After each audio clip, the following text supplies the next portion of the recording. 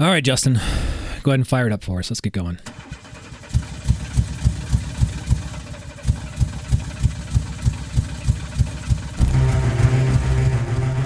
This is AV SuperFriends Off the Rails, an almost regularly scheduled open discussion on audio and video in higher education. We'll sound off about our most brilliant ideas, our dumbest mistakes, and everything in between. And because this conversation will almost certainly go off the rails at some point, we'll end up covering just about everything else. And now, the AV SuperFriends.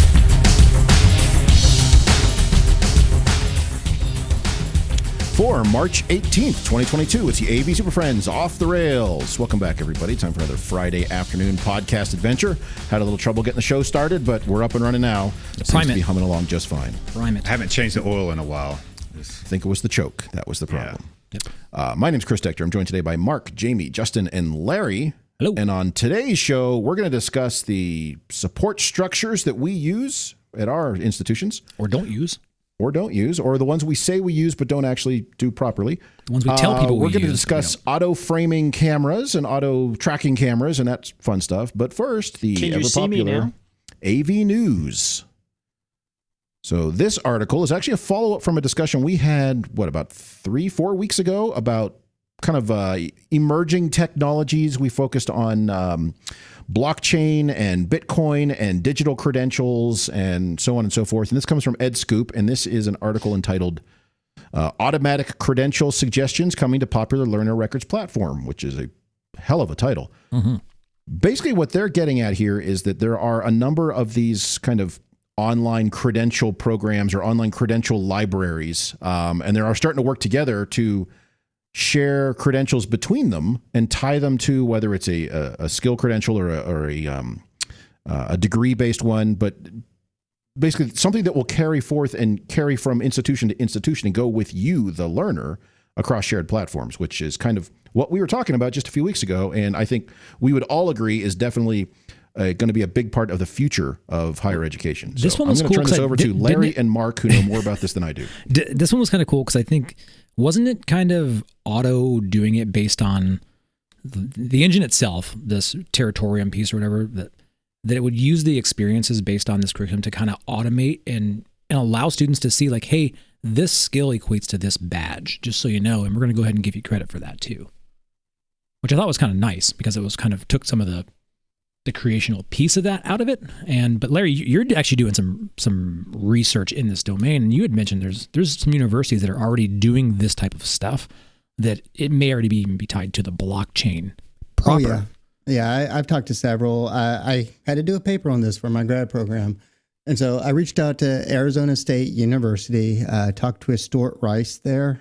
He's the director of Career Catalyst, which Arizona State's pretty far ahead of the curve in this whole thing. And they've separated their divisions into 3. And one of their central pillars now is kind of reaching this tier of what we traditionally called the non-traditional student. Traditional, non-traditional. Yeah. And honestly, the way things are going, I'm curious how long that terminology sticks around. Yeah, you think it'll just become the normal and everything else is non-traditional? Yeah, I think that, although I say this with a grain of salt because there's not enough research out there that says that these type of micro-credentials and badges matter. Mm-hmm. Nobody, there's lots of documented history that say if you get a college degree, chances are you're going to make significantly more over your career. There's nothing out there yet that concretely says badges make a difference at all. Yeah, I don't know if it's that the badges. I think if we zoom in or out, I'm not sure which perspective it is, that we've seen job postings that are end with blah, blah, blah degree and or this experience. And would we say that the experience is the cumulative total of this badging? I mean, I'm stretching this, don't get me wrong, but I'm seeing more of that in positions and careers where it's less dependent upon your time sitting at a university for X amount of years, but more about what is it that you actually know in your skill set, and that's what we want to hire based on. I think it's important because I think it is kind of the tectonics tectonic plates shifting a bit here and kind of what the value of the institution is. And I think you're starting to see that separation of the 4-year philosophy, getting into like, what's the value of this skill and this experience that you're actually going through.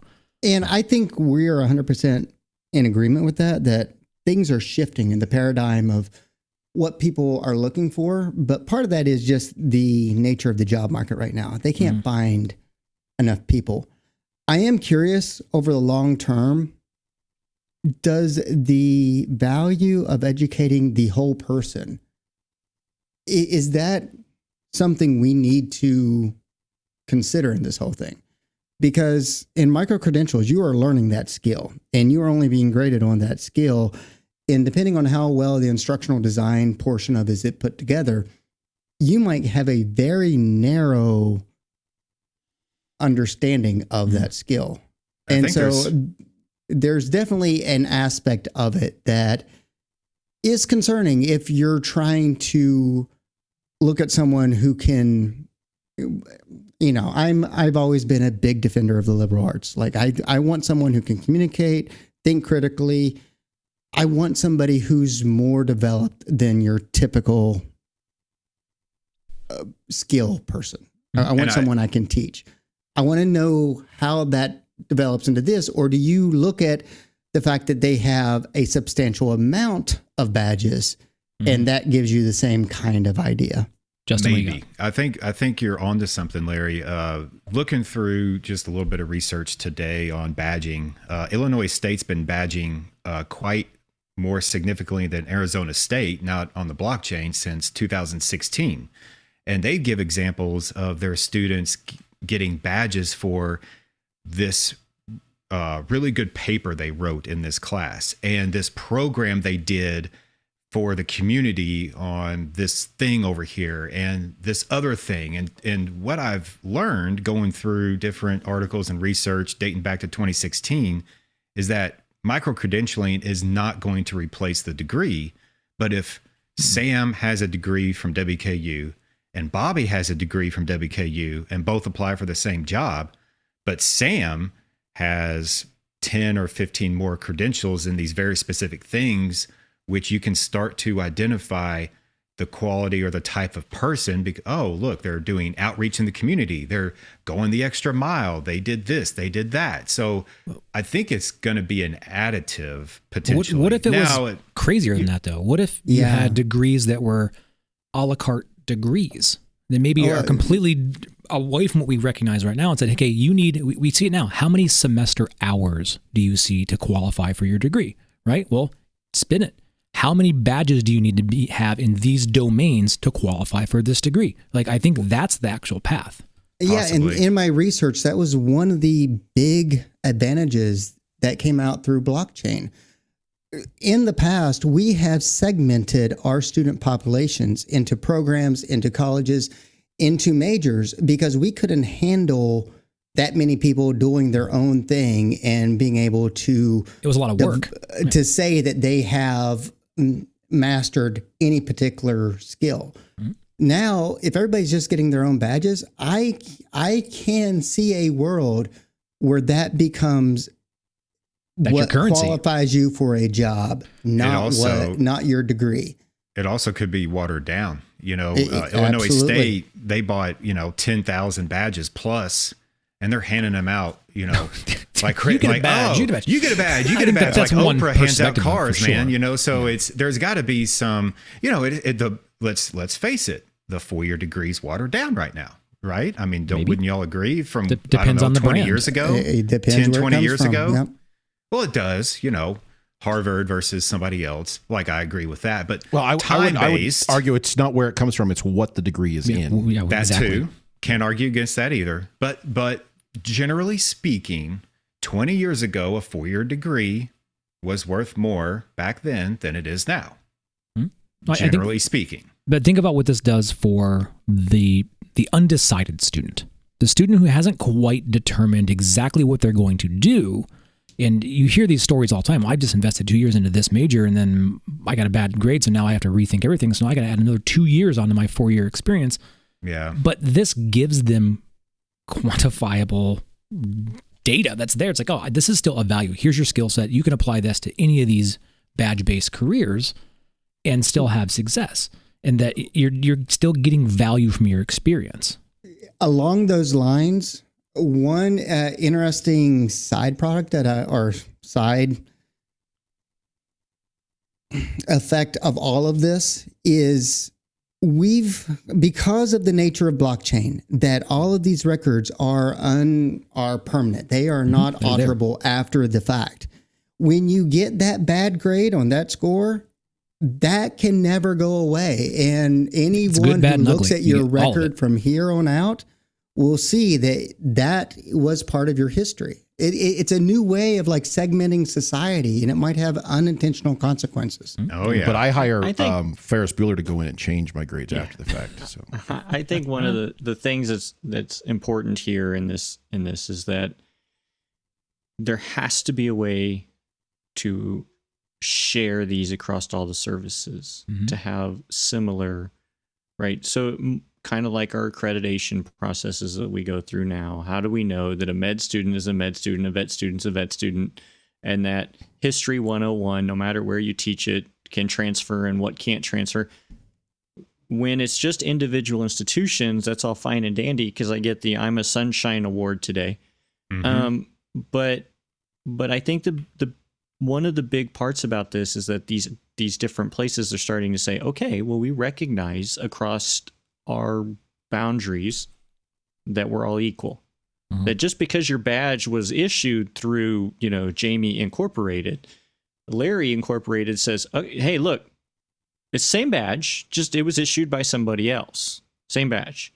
And I think that's one of the important things to take from this, because too many times we get into these things where it's all fine and dandy and fun until you realize that, it's actually a different thing. Exactly, Jamie. In fact, when I was talking with Stuart, he made the point that, students choose which professor to take classes from, even within the same college.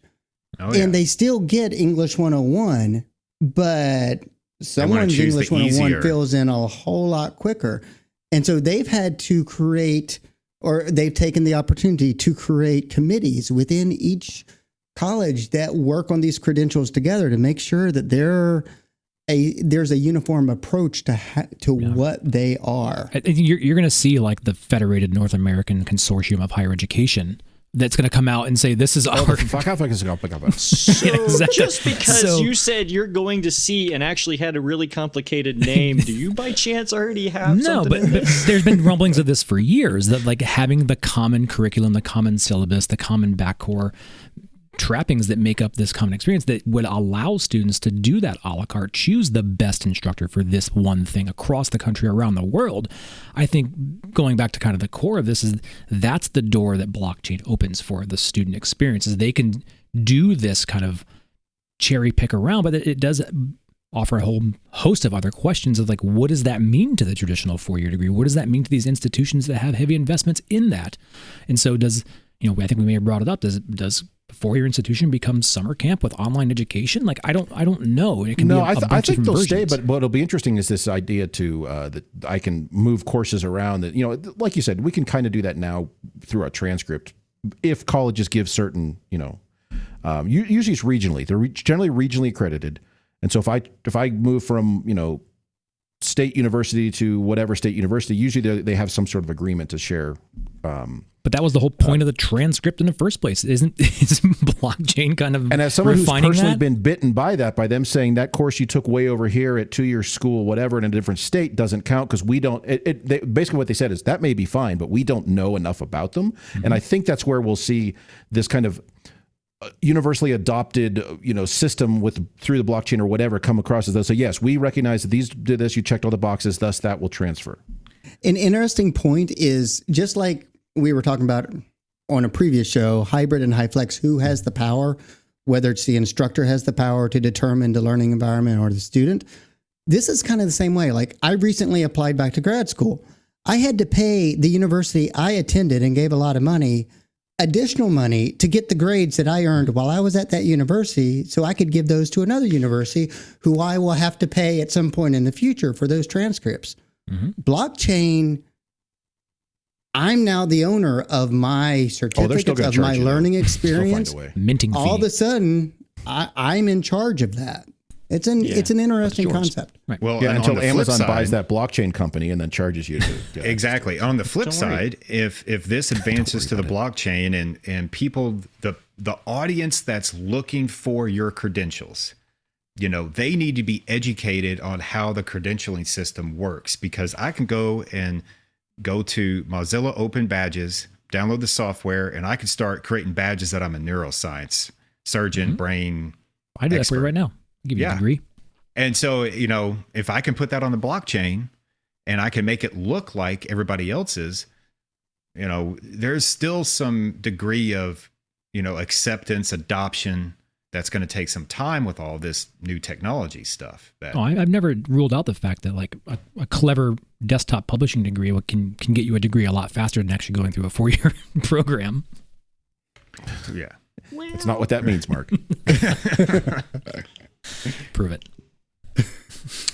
Anyway, so well, I guess we'll see how this plays out. I think it's an intriguing time to see how not just universities are perhaps changing their way of operating, but how those degrees, how those credentials, how those courses and those credits carry with you, and how that might allow you to build your own kind of custom curriculum that's really tailored to you. I did want to mention, though, because if I scroll down in this article, just for you, Chris, the picture beneath that in related news is somebody expanding VR for job training with goggles on. I saw that same article, and that's a repurposed photo from even the raw. So that they're using that photo on this article, and if you dig into it, that's actually a photo from a different school. So yeah, it's all goggles. Ask Chris. It's all goggles, folks.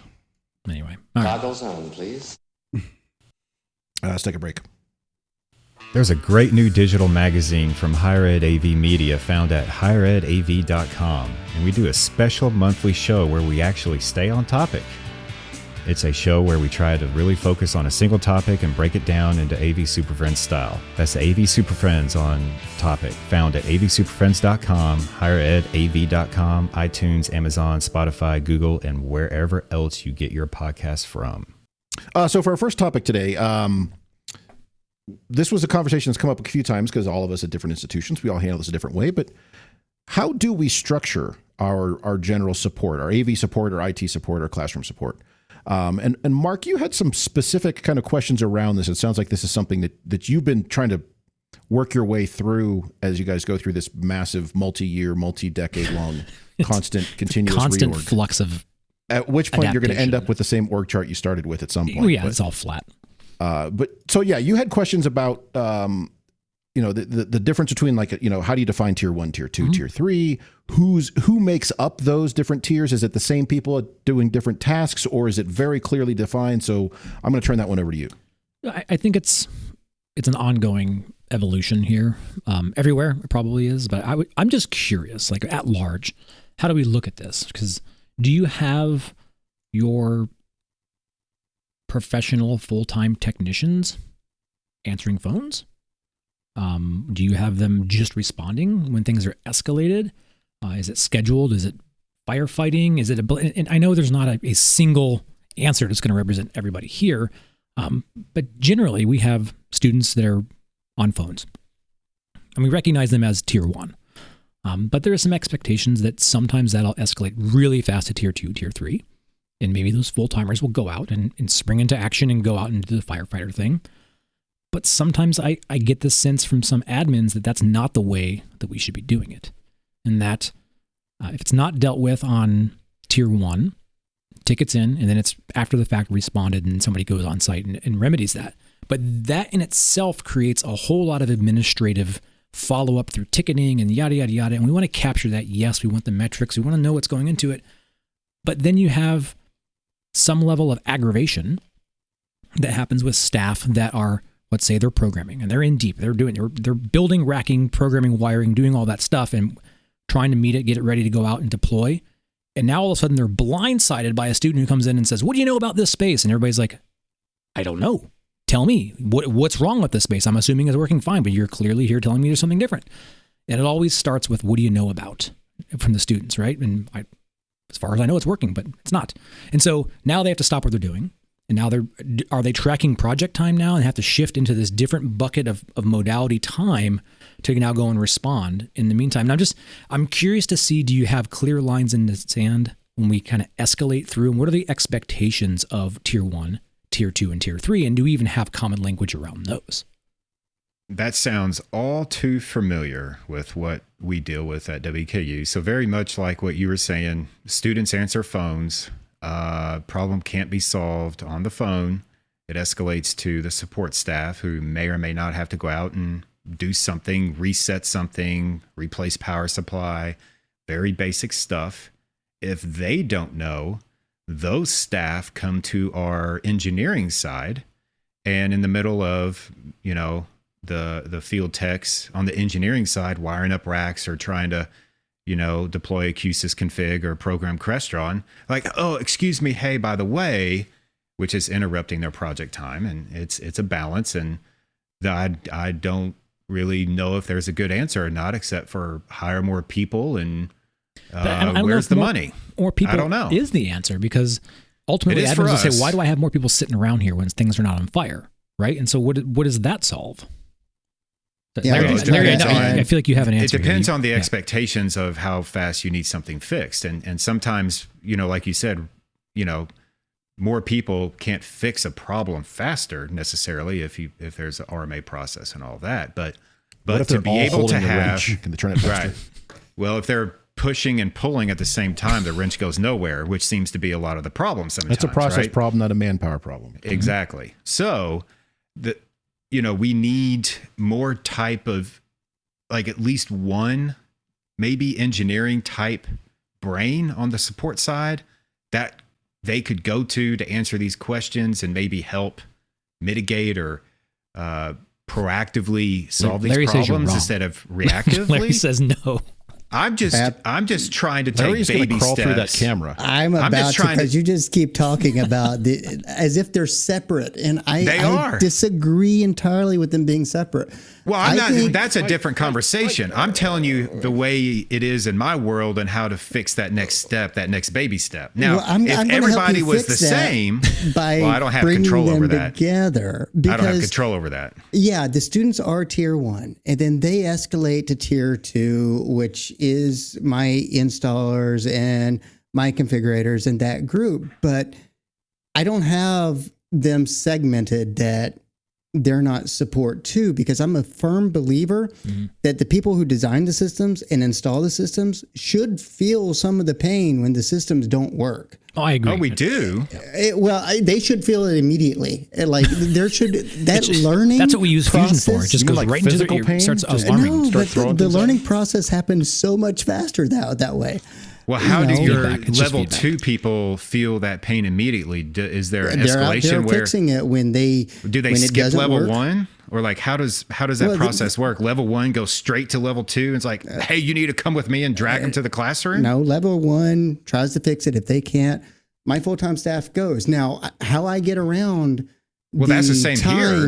The time issue that you have, where I'm pulling them off jobs. I plan on there being twice as much pre-build time as I think I need, because I never know when they're going to have to pull off that and go to a classroom. We do that too. Typically, my install time busy season and my classroom support busy season don't overlap. And so I can kind of mesh those two groups together and get efficiencies of having the same people there. We install all year round because we've developed a new process to move classes around to get in classrooms during the semester to do upgrades. That's cool then. And so then my guys, or not my guys, but the field engineers, if you will, that are installing are on site perhaps, and they're getting phone calls from the support people and they're being pulled in 2 different directions. Hence my needed So the answer is all depends on what you have and what you don't have at your institution. So the way I'm hearing it, and I think I'm an outlier now. You each have your own support line. Yes. Like separate from the IT help desk. Yep. Okay. So, okay.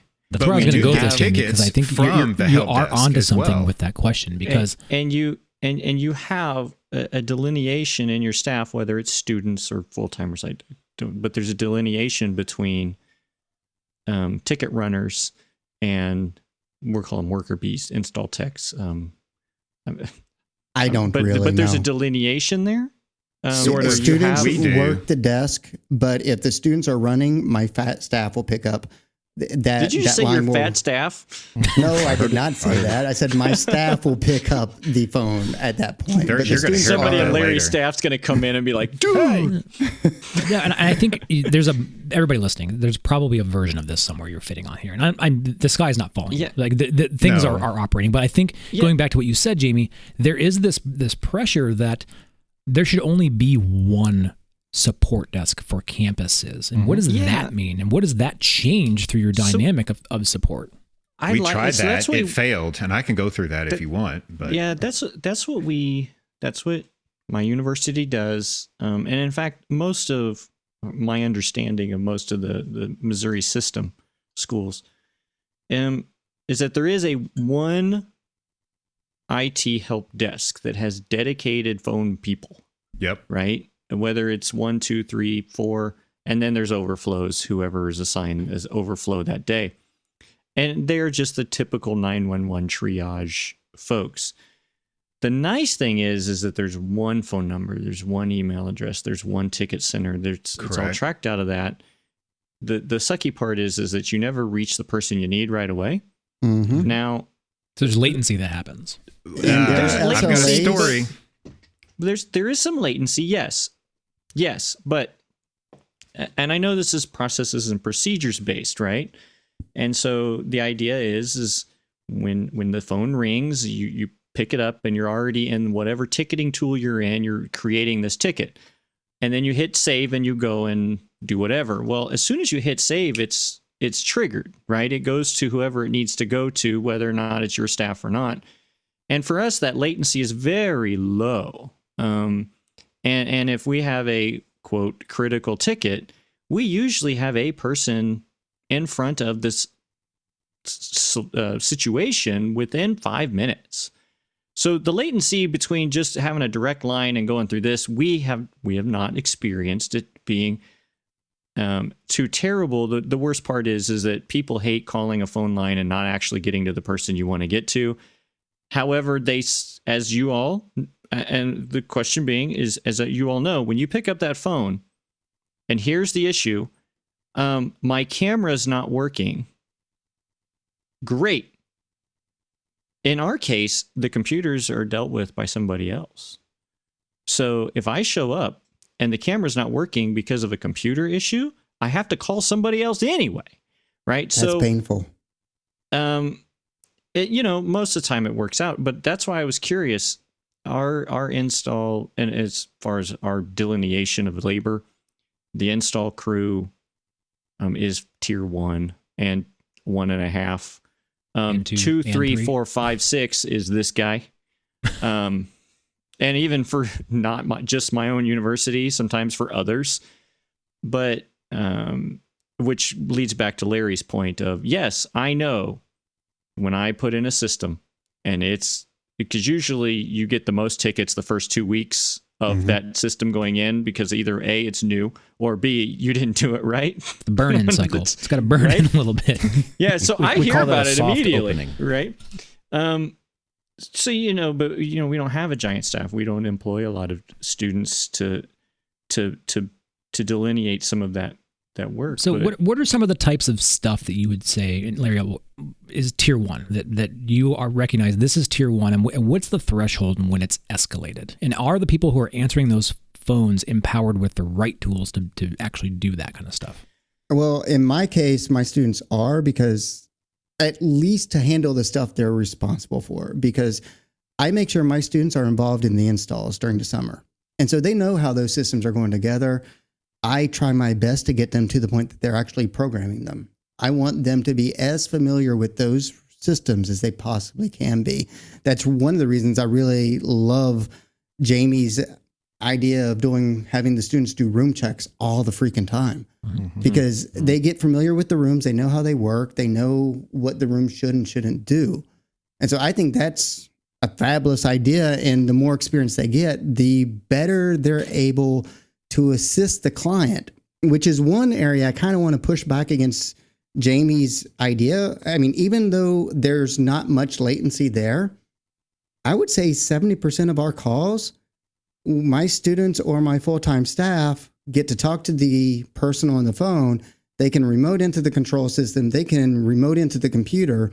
They can walk them through if it's just a user error, and we never have to get boots on the ground. We can fix it within a couple of minutes. But those are your students. If this was just general IT students, would you still give them the same level? So we're going to remove your call center, go to a common call center. Would they still be the subject matter experts to answer and do that type of work? In that case, I wouldn't run this same type of model. It'd be completely different. It'd be closer to Jamie's, but I'm a firm believer in moving the solution closer to the client, and that solution moves the solution farther away. Yeah, I think it's a great idea, but this is everybody's difference. Is like I don't have that. I don't have those student resources. So the people who are answering the call, in my case, it's that slim staff of install technicians, and if I've only got 4. And I get 4 phone calls, I've got a busy line, right? So does it now kick back to it? There's all these things. It's policy, procedures, and staffing, and I get it. But I don't know. We tried to provide a quick solution FAQ for, just like you would from some call center that you would call at Best Buy, where they go, is it on? Is it plugged in? You're like, dude, just skip steps 1 through 7 and go to 8. That's where I need you to start, right? Yeah. Is 8 just forward to Jamie? Yeah. Go back to step 1. 8 is give to engineer. But, we've tried to provide that to that triage folks. It worked for a little while there, but again, with staffing shortages and things, they don't have the time to deal with it. So it's a really interesting thing. But as Larry, as you pointed out, most of the time, my service time doesn't interfere with the other times. Mm-hmm. Yeah. And even when it does, some creative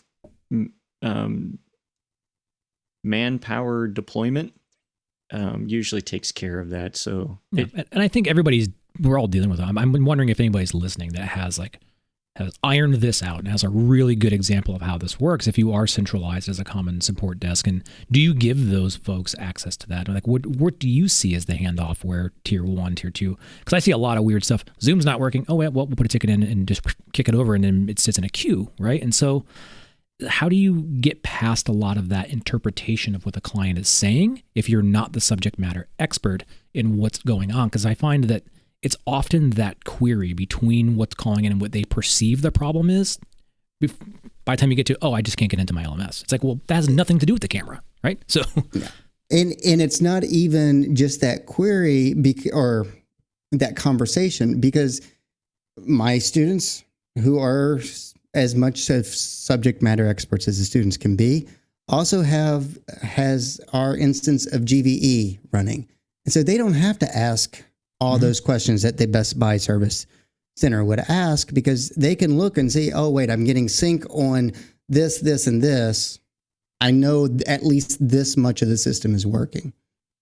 That system's thinking. They have access and they can get data and see what the system itself is doing. And I think you're right. We probably wouldn't provide that level of access to folks that would not be somewhat of an expert in the configurations and involved with the build of those systems to begin with. Yeah.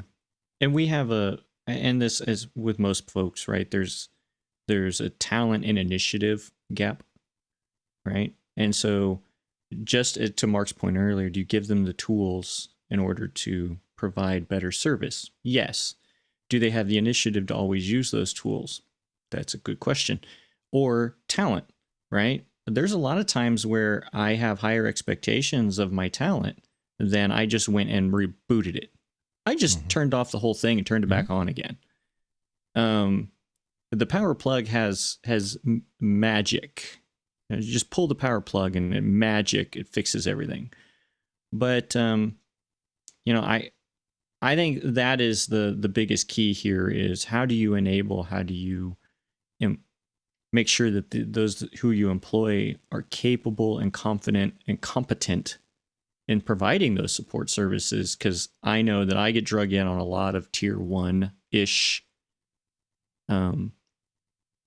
calls that I should really not ever have to be a part of because of that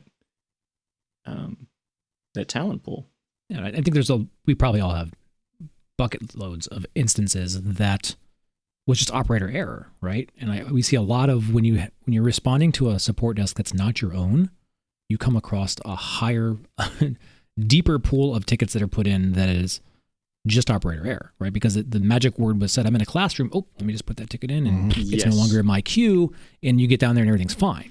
So you find yourself having to now expend time and resources, boots on the ground, following up because it just got dumped into a queue, and their metric was put a ticket in, right? So they've done their job, and now you're out there trying to fix this perception problem that's not even necessarily correct to begin with. And since it's now automatically tier 2, you're having to use your professional staff, right? And so maybe not, maybe I'm wrong. So, and yes, students can follow up on some of this stuff, and we do that as well. And again, the sky is not falling. There's not gridlock here and things are not being dealt with. I just think it's an interesting conversation that folks seem to be somewhere in this pendulum swing between centralized call center or distributed call centers doing their thing because the subject matter experts are accessible. And maybe there's a volley between the two. I will say on our campus, we are the only unit that doesn't have or doesn't use the centralized call center. Exactly. And there's a reason why, because we've been through that. And it ended very badly. Do you think that some of this is how many people you employ? Like if you only have 5 people that are jack of all trades, it's like for us, we have a very small support staff in that regards, right? So having to man our own telephones gets a little bit cumbersome, and the hours are weird because the call center's open from that comes up a lot in the morning till 8 o'clock at night. Chris, you and I see that question asked a lot on a lot of different forums. How many professional staffs do you have per room? What's your room count and how many FTE do you have associated with it? And we're always like, that's not really the right metric to drive that. Well, they're looking for some metric. And I've also heard, Larry, you brought up the system that Jamie uses or that UMKC has for checking rooms almost every day. And there's metrics for that too. How many spaces should each student try to check? Sort of thing. So people are always kind of struggling for that metric count. So back to your question, Mark, as far as how many spaces do you have, thus X number of spaces equals Y number of people. And that's a tough one to quantify because that raises all these questions we've discussed is like, well, how many teams do I have? Do they have different responsibilities? Are they doing different things? Those numbers it's not a 1-to-1 from the standpoint of I have 350 spaces, thus I have 14 people on staff and 17 students or whatever that is. Everyone's got a different number. I think that the biggest thing, if we can say as far as staffing, is everyone says, I need more staff. That's the first thing they say. And not everyone is leveraging students as well as they could be. Now, some are doing it very well. Mark, I know that, at OSU, Dawn has a good we have a program there in Lawrence. Lawrence runs a good program of how to just wrangle the students, but how to keep them engaged and how to treat them as professionals sort of thing. And Larry, you've done the same thing at multiple institutions. And there's certainly ways you can grow into that. And a lot of places are just like, well, they run around to do that, Jamie, like you said, that maybe less than tier 1, the tier half, tier 0, like I rebooted or I helped somebody click something. Beyond that, I don't know, I'm calling Crestron. I'm like, well, you just skipped about 19 tiers in there. And that's not an effective use of your time nor of university resources to do that. So, which is also, that's a general failing of leadership and process and all sorts of things if that's what's going on. So yeah, to the question as to how many people, how do we do this and how many people do we have? That's a good question. I would think as we go around, I have 5 on staff here plus me. So does that mean I should be running my own call center desk or are they busy doing installs? It's hard to say at each institution's culture how that goes. I'll say right now, we don't do many installs because over the last 10 plus years, UW has very effectively outsourced that entire operation, and I'm clawing it back, but it's going to take several years to bring that all back in-house. So I right now have people who can run around and deliver batteries and reboot things, but I shouldn't need to have them doing that. There's smarter, better ways to do that, leverage through the connected technologies we're all installing, which means that frees their time up to do the installations and the deep, higher level support issues. So, I never thought and Mark, of if you want to answer the question, the answer is 14. It's 14. I never thought of the idea of having some kind of ratio of staff per room. Yeah, I don't think we all look at it that way. I see the question posed a lot. Like, what? 62. How many FTE do you have, and how many rooms do you have? As if that was somehow equals success. I get that question every year at InfoComm, it seems. Yeah. You know, It's interesting, though, because I wonder if there is a correlation. There's not. But I don't. But yeah. I'm just trying to think. I'm like, so it totally drops out like all the prerequisite skill sets that mean success. Like you're just like, throw bodies at it. Wow, keep throwing them in there. They'll get it. And just because you have 15 people, I mean, are they productive? That's just I'm look. I don't manage anybody. I think Just I'm one yourself, of the few. Jimmy. It's just me. In fact, on There's our trouble org enough chart, with that. on our org chart, yeah, that We thing. now You know. know, Does it say that Jamie maps- with a dotted line to Jamie, and there's another down that says Jamie, Yeah, and then there's another one Jamie, and there's three Jamies below there's that? this weird little fork out here that only has one little cube, and that's me. I direct report to one person, and I have nobody that reports to me, and there's no vertical or horizontal. It's just me. We're dead. Your own org. And so I don't do that, but I get to sit in some of these meetings, or I talk to some of the support folks, and I find that very interesting. I've not heard that ratio thing. I always thought it was a kind of a per place They've been deal. shielding it from you. Like, don't let him see this. He's going to get tell him. Shut Don't up, let him shut see it. Well, I Should be can't see a Jamies. reason to have, if I have 250 spaces, I can't see a reason to say that I need 15 people, because we don't have that many tickets. That No, first but- 2 weeks, we get a ton of them. But then after that, 6, 7 a week. I don't know. I mean, do I really need to have that many people on standby? That's really interesting. Depending on the school, But if you it's do. the same people that do the installs as do the support, then there is a certain man hours that takes to replace every room across campus. Mhm. Outsourcing as much labor as you can, but you still have to have some of the work in the house. Sometimes we get Or into do these you? management things, and it's interesting to me because it's not how I foresee things as working, but I don't have to deal with it on a day-to-day basis, so I get to be ignorant on some of it. I don't know. So I mean, jumping off, do you guys have a quick number in your head? If we put you on the spot right now, would you like? I'm somewhere between 7, 8 or so, and depending on how you look at the state worth of spaces, upwards of 400 ish. And that's all of it, soup to nuts, design, build, and support.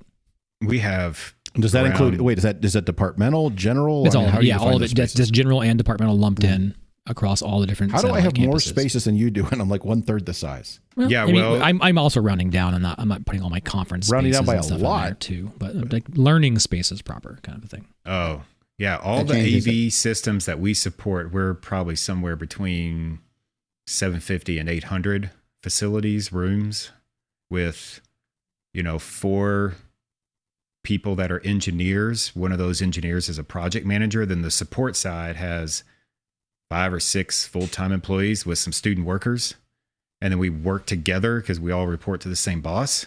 So it's kind of fluid. By the way, you guys are playing real fast and loose with numbers. I got 4 to 5 and 6 to 7. yeah, I and there's can't count there's them some all. students. Like, There's we lose open a lot of positions people. and filled positions. Yeah, there's open positions, and then I think we're just filled, and then we got the support manager that just left, and so we have a lot of people leaving a lot. That's a different topic, but I remember you sharing. Mark, by the way, like, you said 7 to 8, depending on how you count. Do you have like a shared thing you're talking about there, or there are some shared that span technical groups. I'm just curious And why yeah. the 7-8 sort of Yeah. thing. So Depending on like when you look at the different configurations, like there's classified professional staff and yada yada, and some of them are serving different tiers within the pillars of success of academic technology.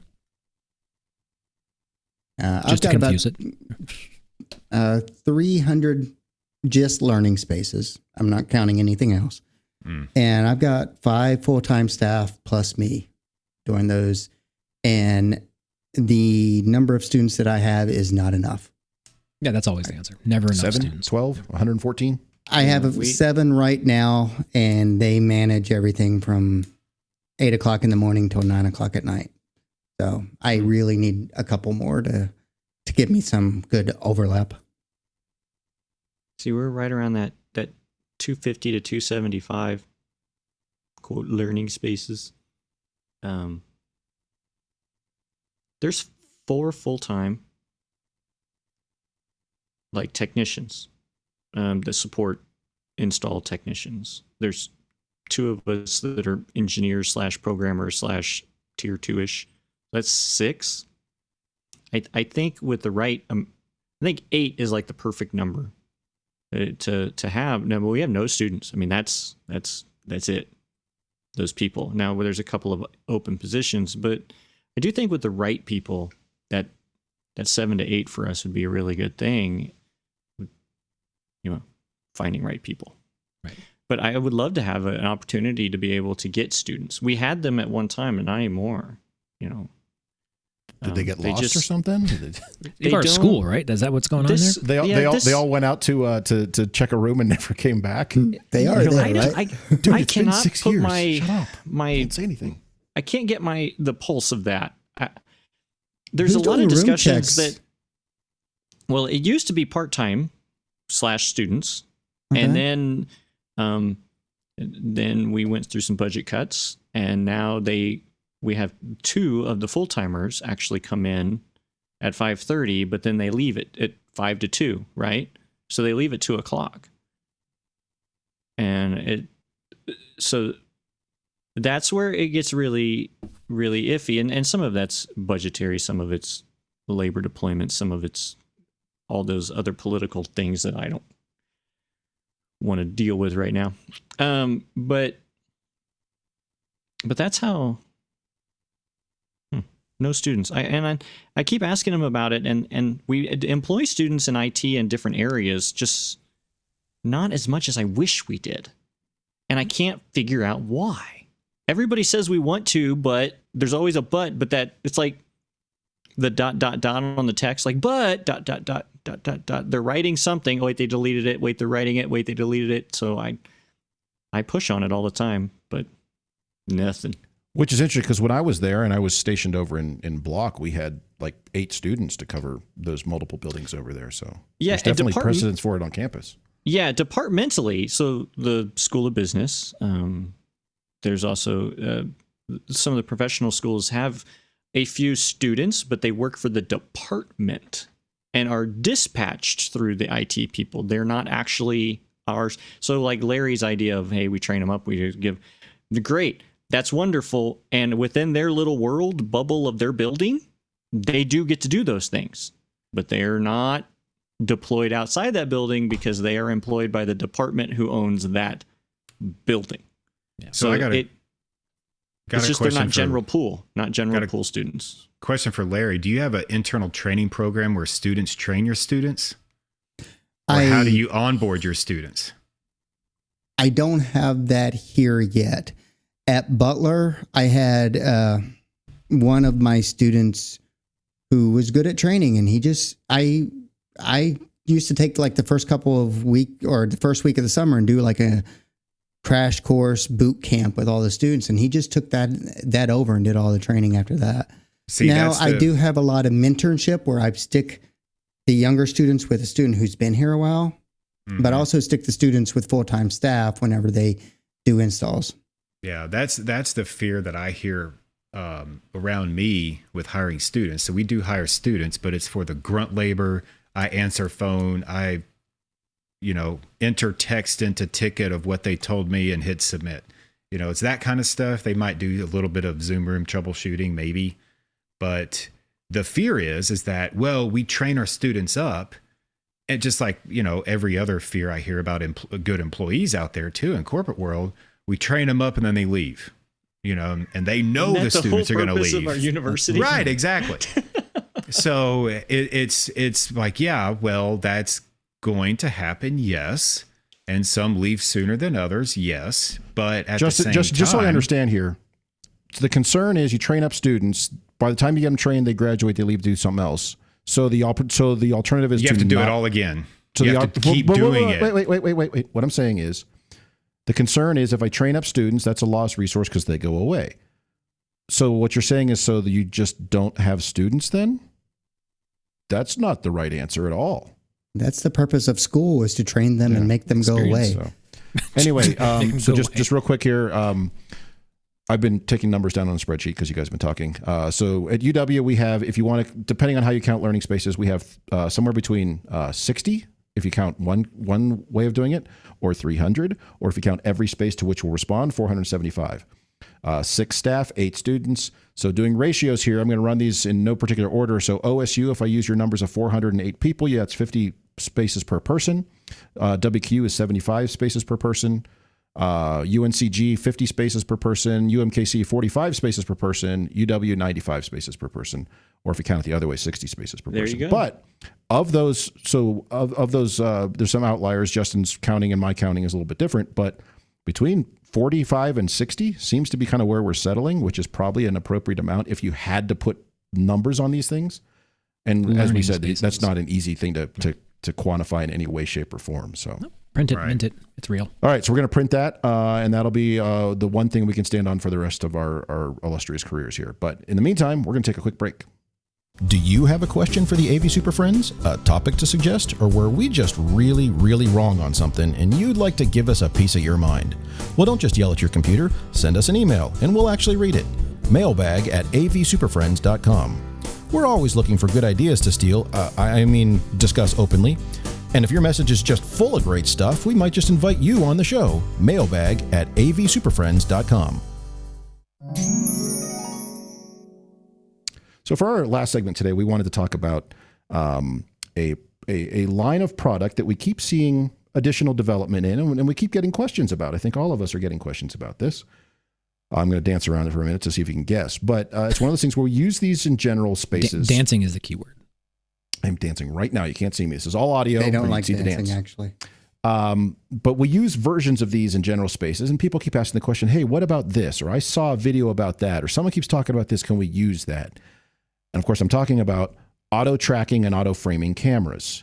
As we're putting more and more cameras into these spaces, the question naturally arises, well, let's do that cool auto tracking stuff. That's great. We'll just do that because I want that tight head and shoulder shot of me running around the room, and I don't want to see wide shots of the space. So there's kind of this idea of maybe it's a cool added feature, or maybe we're adding a little bit of TV production to our spaces, or maybe we're just trying to get away from one person sitting in a conference room at the long table at the end and the giant wide shot of the entire building with a little tiny person at the end of the table. So I think we'll just go around the horn real quick here. I'm going to start with Mark. What do you think, or what's your take on auto tracking, auto framing, EPTZ cameras? Is this something you guys are looking at? Or is it a flash in the pan, or is it not even on your radar?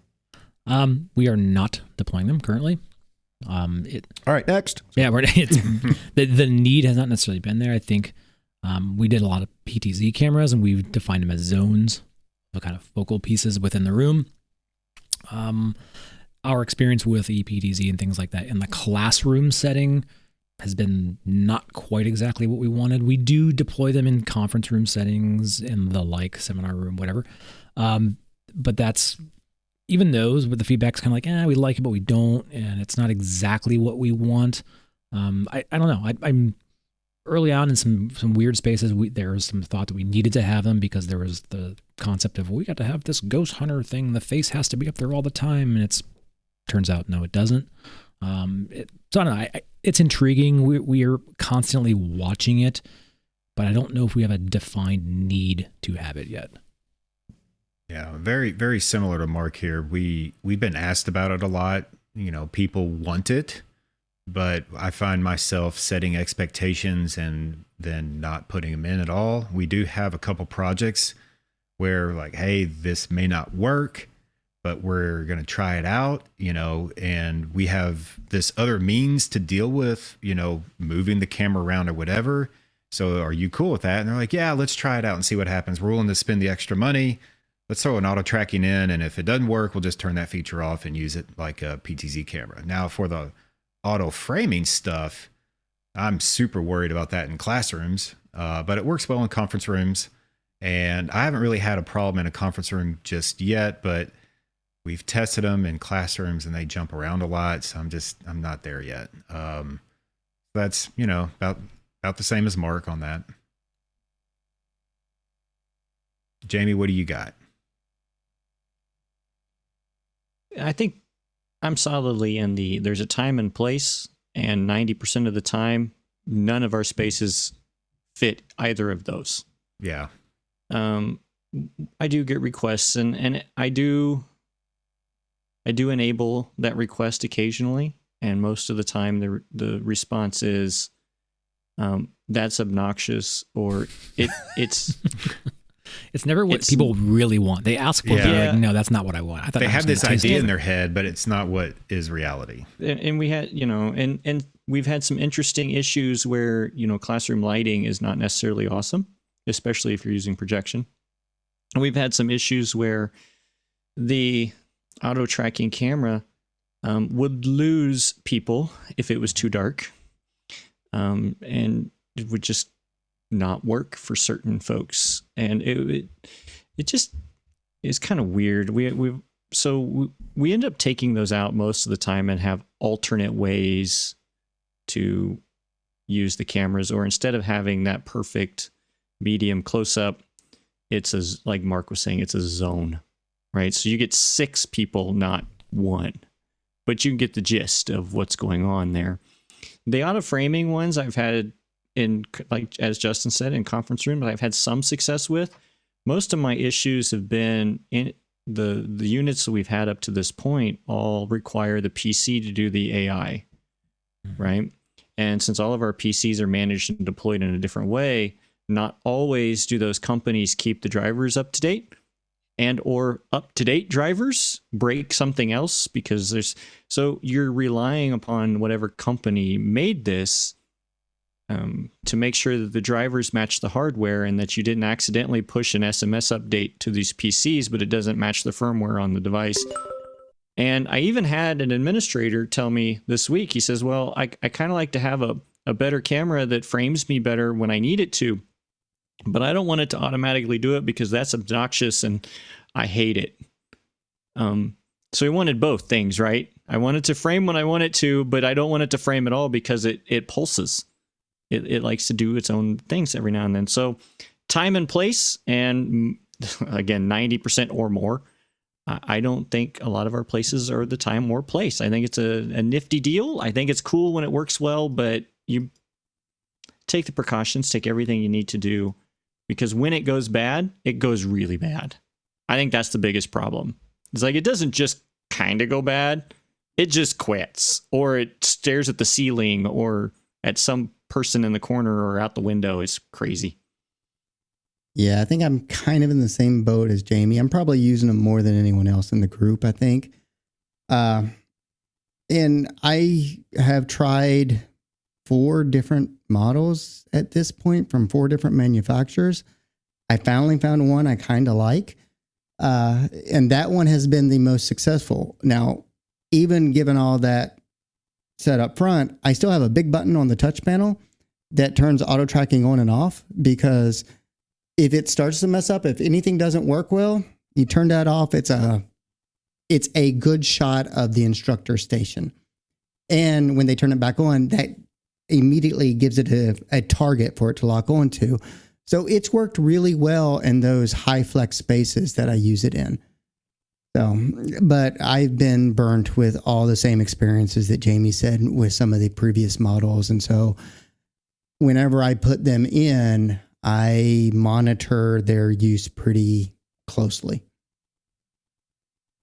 Yeah, so here it's more of an investigation. It's a question that comes up. And Mark, you did mention using some of the simpler versions of these auto framing EPTZ things in conference rooms, and I think we probably all do that. But because people have used cameras like that in conference rooms, they ask, hey, can we put this in a classroom? Can this do the same thing? And what we run into is the auto tracking ones. Either, Jamie, as you said, they run on software on the PC, or they need a dedicated PC to do it, or they're following a beacon or something like that, and they're a little clunky. Now, there are ones that do it all on the camera with a second camera, like a wide camera below, and it kind of uses internal software to track that. I agree. I find those to be distracting as there's a thing in the back of the class, even if it's a larger space like a lecture hall or something, and there's something back there swinging around wildly, that can be distracting to just, even if it's out of the corner of your eye. I do like the concept of the auto framing if you put some real tight reins around it and say, I'm going to define, say, like 3 zones, and it's only going to go to those presets within those zones. So yes, it's leveraging a combination of PTZ and ePTZ within its own raster to kind of do that. And if done correctly, that I think adds a nice little a little bow on your Zoom presentation in the right space, but it's not something we're deploying wide scale. I'm going to get a couple of them and try them out in some different spaces this year, mainly to satisfy my own curiosity of have these improved enough that I can trust it? And because I get questions from leadership on like, hey, should we look into these? And it's like, well, we're certainly not going to just go buy 100 plus and roll them out there. And then, I will absolutely use Larry's method of here's the button that turns it off because if it bothers somebody. So the other thing I've noticed, and I'm kind of leveraging Jamie's justification for NDI, I've seen the cost on the kind of the basic feature set of auto framing PTZs come down enough that it's like, well, for the extra $300 or $400, maybe I'll give it a shot. If I decide at that point it's distracting, it's aggravating, it's bothersome, and I turn it off, then okay, I paid an extra $200 or $300 for a standard PTZ camera, which I was going to buy anyway. So it's not a huge deal if that's what happens there. So I think it is more mature now than it was. It's definitely come a long way. They definitely have improved, yes. Yeah. And so I think as it improves, I think there's enough players out there doing it where we'll look at it more and kind of find out the best scenario for it.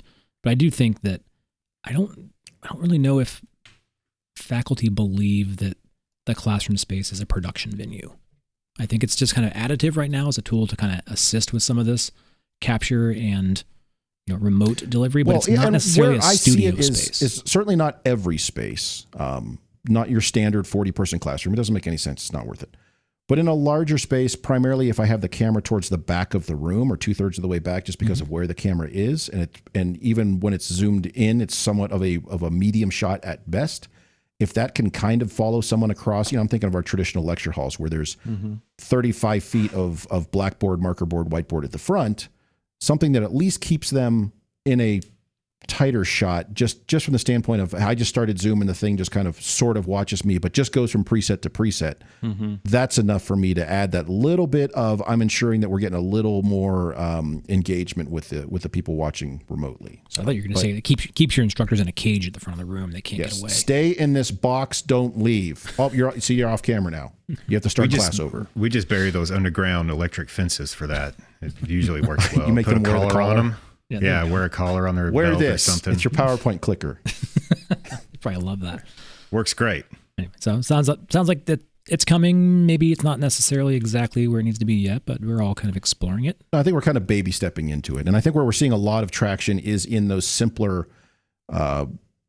conference room style systems that do the ePTZ within their 1080 or their 4K raster, and then they neck it down to 720, and it actually looks pretty good. And most of those, by now, 3 years after those came out, they do a much better job. The ones that I was deploying in 2018, 2019, they were clunky, and you had to run the software and make sure you toggle it on and off, and it was a pain. And they've gotten to the point now where they're much better at it, and it's generally pretty subtle.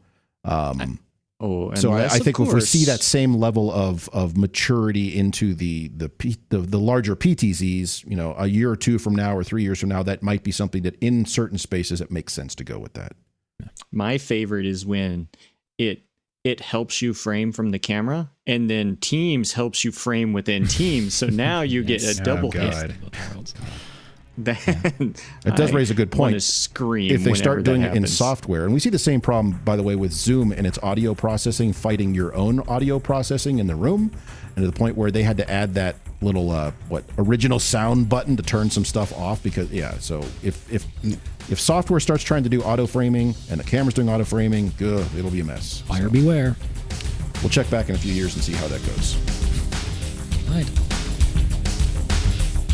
Well, we've managed to ruin yet another episode of AV SuperFriends Off the Rails. You can contact us with questions, topic ideas, or general complaints at mailbag@avsuperfriends.com. If you complain loud enough, we might just invite you on the show. Nice work, everyone. Sharp broadcast. Really good. Everyone on the floor as well. Really a lot of hustle. I liked it. The opinions expressed by the AV Super Friends are solely those of the individuals and do not represent their respective institutions, organizations, companies, or clients.